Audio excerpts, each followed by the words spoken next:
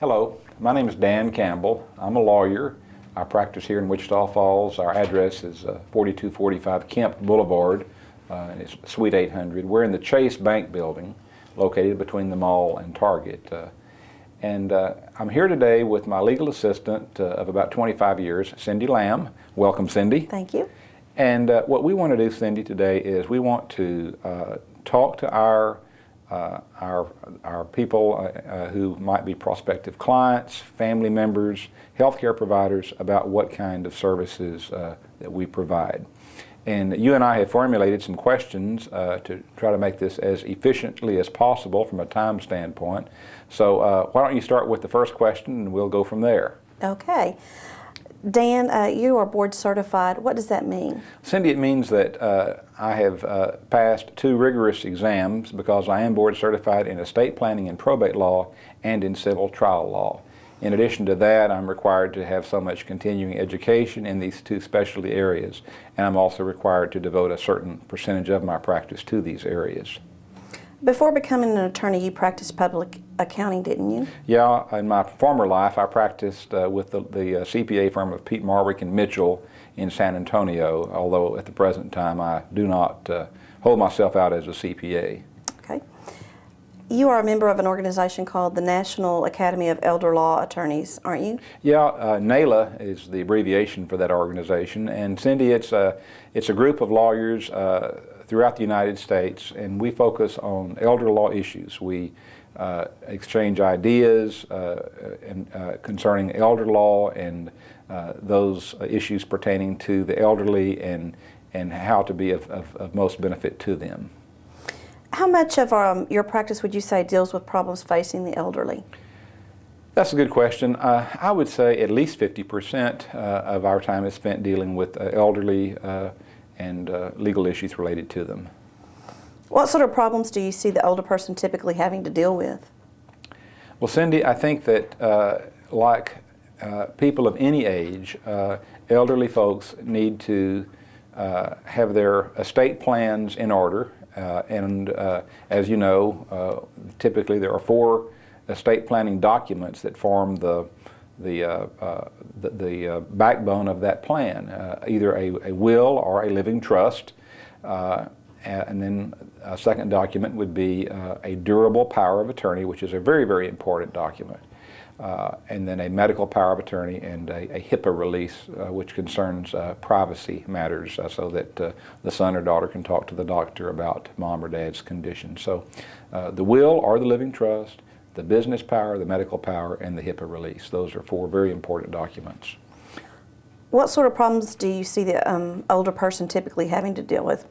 Well, you know, Cindy, a lot of times people come into our office, and especially the elderly, and they're concerned about long-term care and the costs of long-term care. A lot of these folks have gone through the Depression, and they know what it means to lose everything, and they're concerned about their nest egg and about how to protect it. And so if they're getting up in years, that is quite often the reason why they come in. They want to know about what happens if me or my spouse have to go into the nursing home, what kind of medical bills, and what can we do to protect our assets. What sort of situations do you see where you can be of help when long-term care is necessary? Well, you know, Cindy, probably it's been my experience that in 90% of the cases we can protect significant assets. Sometimes we'll be dealing with an individual person and a single person.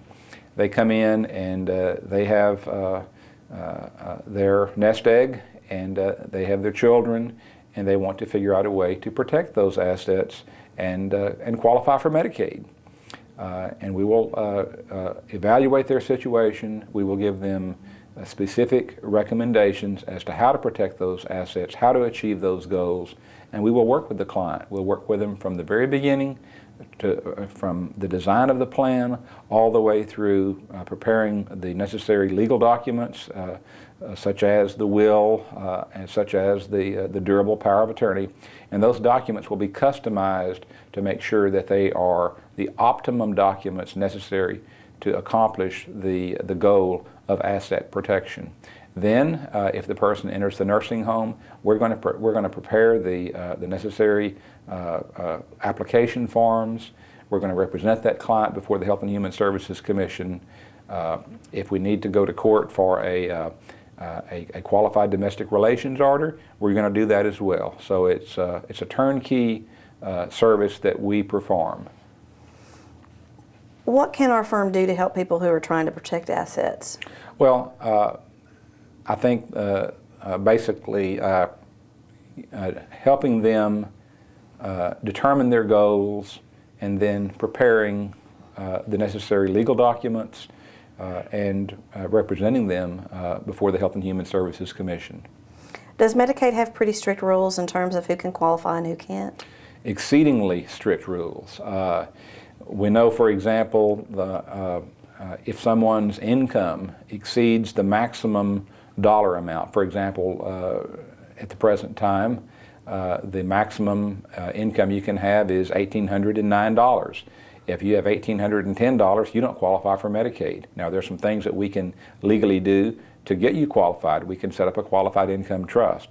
But the rules are very, very rigid, and you have to know the rules and how to navigate within those rules. And everything that we do, as you know, Cindy, is legal. We don't do anything that is outside the law. We ensure that our clients do everything on the up and up. Everything is transparent when we work with the Health and Human Services Commission. So that, to me, is critically important. In general, can you tell the person watching this DVD what those rules are with respect to a single person? Well, for a single person, just and by the way, we have two booklets that we have prepared, and the one that really addresses Medicaid issues is called The Consumer's Guide. It's what we call our gray book, and I'm going to have the videographer focus on that in a few moments. And then we have another one that's called the Nursing Home Guide. And this gray booklet talks quite a bit about matters of how you go about qualifying. But in general, to qualify for Medicaid, you have to pass a three-pronged test. You have to be 65 years of age, and you must meet the medical necessity test. Or you must be disabled, as defined for Social Security disability purposes. So that's the first test, medical necessity. The second test is the income test. And in the case of an individual, which is what you ask about, your income cannot be more than $1,809 gross income. The third test is the assets test, and that test requires that your countable assets not exceed $2,000. Dan, what about a married couple? Are they treated differently? Yes, radically different. Now, if we're talking about a married couple and both of them are trying to get on Medicaid, then the rules are basically the same as for the single person. But the married couple where only one is in the nursing home and one is at home, the rules are quite different. We have what we call the spousal impoverishment rule. And basically that rule allows the spouse at home to keep considerable assets. I know that we had a client that we were able to protect $750,000 worth of assets and get the husband on Medicaid. We protected $750,000 for the wife who was at home. So that's the largest estate that we have protected, and it's rather dramatic in some cases. We can also divert income to the spouse at home up to about $2,500. So there's a lot that can be done for single people, and there's even more that we can do when we have a married couple with only one in the nursing home.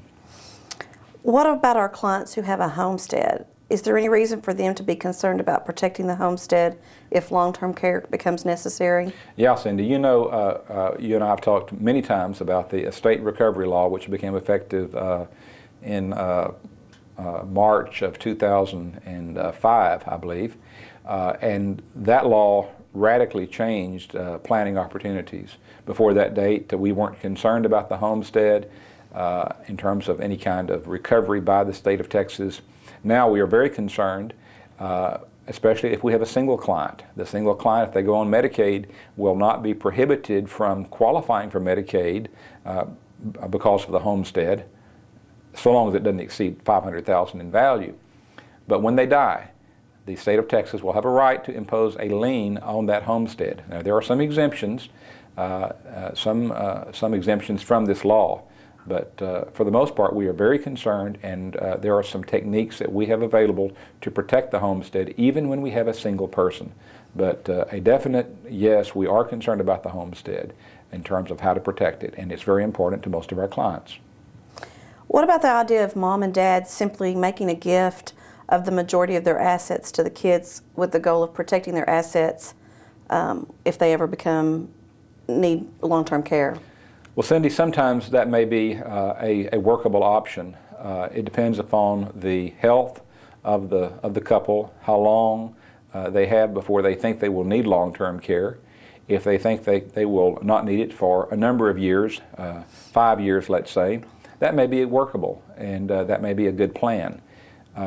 For others, though, who are in a crisis mode where dad has broken a hip and he's already in the hospital, going to the nursing home, they don't have the luxury of that time, and so we have to look at other options for them. But there are options even in a crisis mode. Are there any legal documents that you believe our clients should have in place? Yes, basically those that I've already mentioned that I recommend for all clients, but for those who are looking at asset protection planning, Medicaid transfer planning, for those folks we want to make sure that their business durable power of attorney has the proper language in there to allow for transfer planning, because if it doesn't, Health and Human Services Commission, which is responsible for policing the laws, they will very likely disallow transfers that were not made under a proper durable power of attorney. And the fact that a lawyer drew it up does not mean that it's going to meet the criteria of the Health and Human Services Commission. It needs to have the right language in there. So the business durable power of attorney is very, very important. And the other documents as well. For example, we know that if we get dad on Medicaid and he's in the nursing home and mom is at the house, quite often we know that they will have mama-papa wills, sometimes called I love you wills, in which mama says I leave everything to dad and dad leaves everything to mom. Well, what happens if we get dad qualified for Medicaid, mom dies first with an I love you will in place? Well, guess what? All the assets will go to dad, and he immediately loses Medicaid eligibility. So we've shot ourselves in the foot. So we need to make sure that the spouse at home in a case like that has either created a supplemental needs trust for dad, or in some cases, if she's comfortable, leaving the assets outright to the kids. But we don't want to disqualify dad. Do we have in our office a cardinal rule when it comes to Medicaid planning? Absolutely.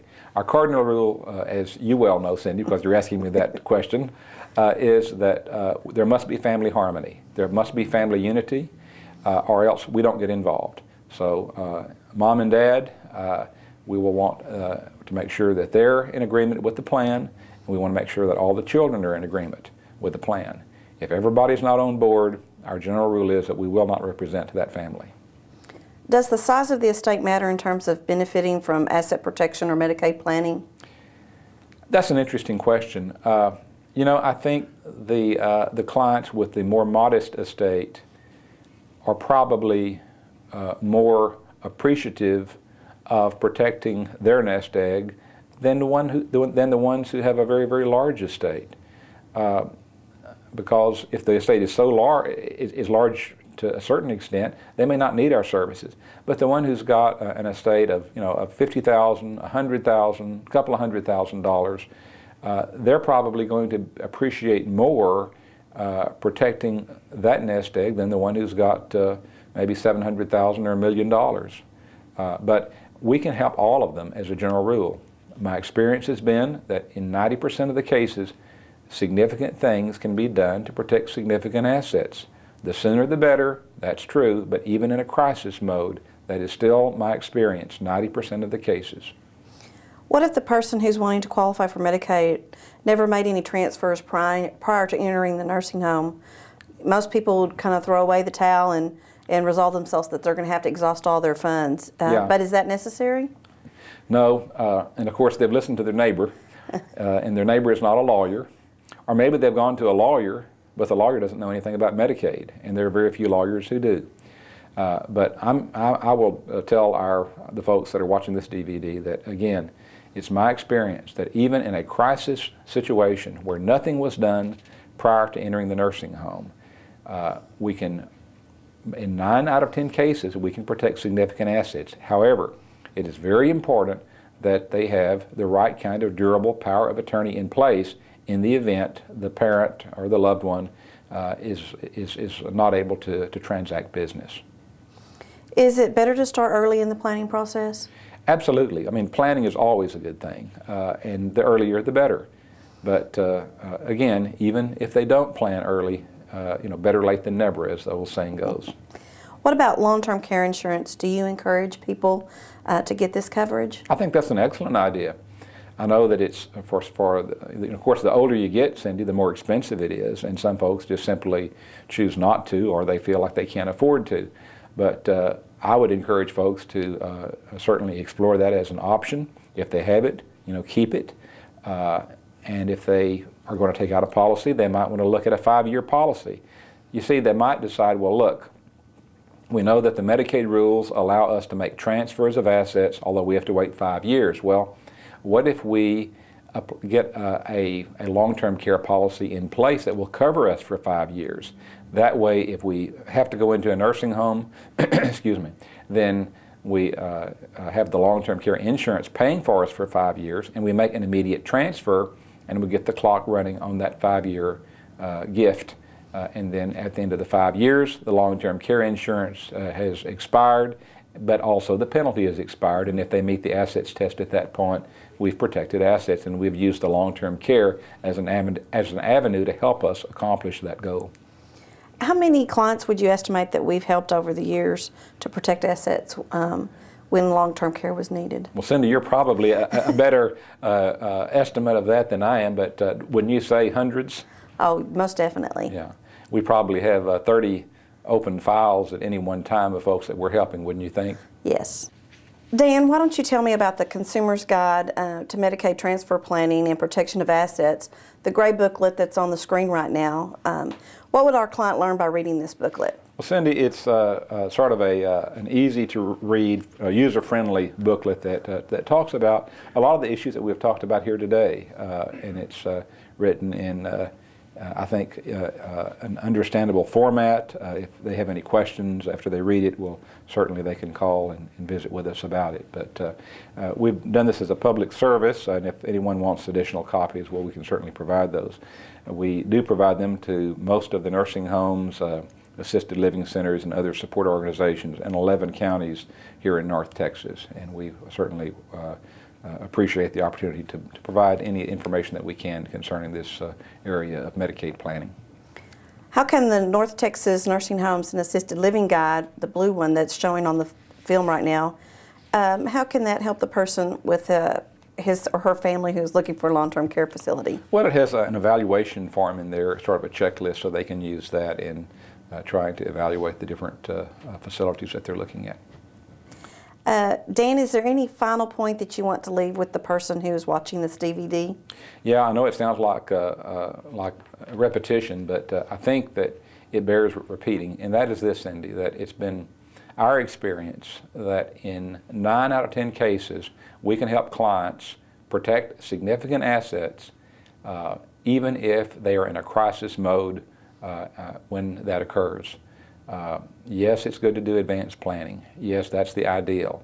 But we don't live in an ideal world. We live in a situation where folks delay because no one thinks that it's going to happen to them. They think that the loved one will get better.